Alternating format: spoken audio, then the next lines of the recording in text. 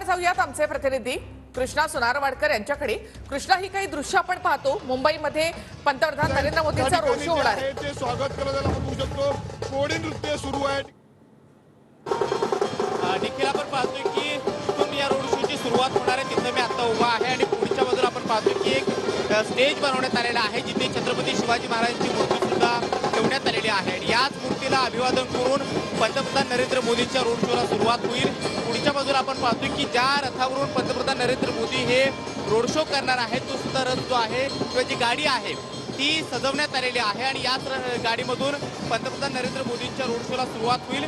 जवळपास 2 ते 2.5 किलोमीटरचं हे अंतर असणार आहे आणि ठिकठिकाणी जी लोक आहेत ती आता वाट बघायला सुरुवात करत आहेत। कल्याणमध्ये सभा आटपून या रोड शोला पंतप्रधान हे उपस्थित होतील आणि त्यानंतर या रोड शोला सुरुवात होईल। वेगवेगळ्या ठिकाणी वेगवेगळी ढोलताशा पथकं असतील किंवा पारंपरिक वेशभूषा परिधान करून अनेक मंडळी जी आहेत ती सुद्धा पंतप्रधान नरेंद्र मोदींच्या स्वागताला या ठिकाणी हजर झालेले आहेत। तर सगळ्यात पहिला जर आपण पाहिलं तर छत्रपती शिवाजी महाराजांची जी मूर्ती आहे ती अशोक मिलच्या समोर ठेवण्यात आलेली आहे आणि याच मूर्तीला पंतप्रधान पहिल्यांदा अभिवादन करतील आणि त्यानंतर या रोड शोला सुरुवात होईल।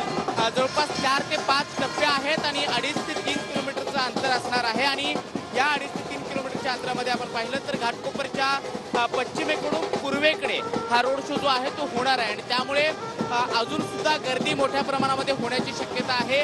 पोलिसांनी मोठ्या प्रमाणामध्ये या ठिकाणी बंदोबस्त तैनात केलेला आहे आणि पुढच्या बाजूला आपण पाहतोय गर्दी जी आहे ती असंख्य प्रमाणामध्ये आता जमाला सुरुवात झालेली आहे। पारंपरिक वेशभूषा परिधान करून जी लोक आहेत ती या ठिकाणी जमत आहेत आणि वारकरी संप्रदाय सुद्धा मोठ्या प्रमाणामध्ये पंतप्रधानांच्या स्वागताला कृष्णा, पुन्हा एकदा तुमच्याकडे येतो। तर सीआयडी ऑफिस पर्यंत म्हणजे इथूनच हा सगळा रूट जाणार आहे, तर तिथे आपले प्रतिनिधी आहेत नंदकिशोर। नंदकिशोर, आपण पाहिलं की स्टार्टिंग पॉइंटला जे आहे तिथून आता हा रोड शो सुरू होणार आहे, त्यानंतर सीआयडी ऑफिसच्या जवळून हा रोड शो इथून जाईल। इथे नेमकी काय तयारी करण्यात आली?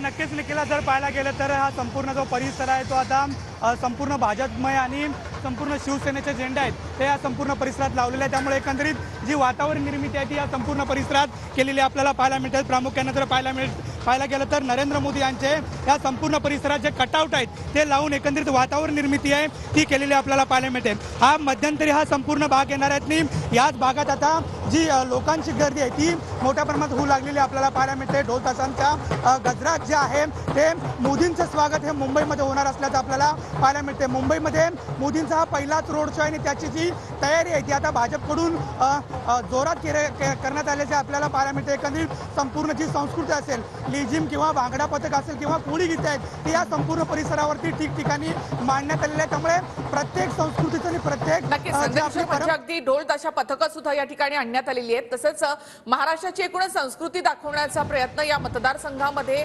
आणखी ज्या समाजाचे लोक राहतात त्यांनी आपली संस्कृती या ठिकाणी ते दाखवत आहेत। तर इथे श्रीरामाचे वेशभूषा केलेली आहे ते सुद्धा उपस्थित आहेत। धन्यवाद नंदकिशोर।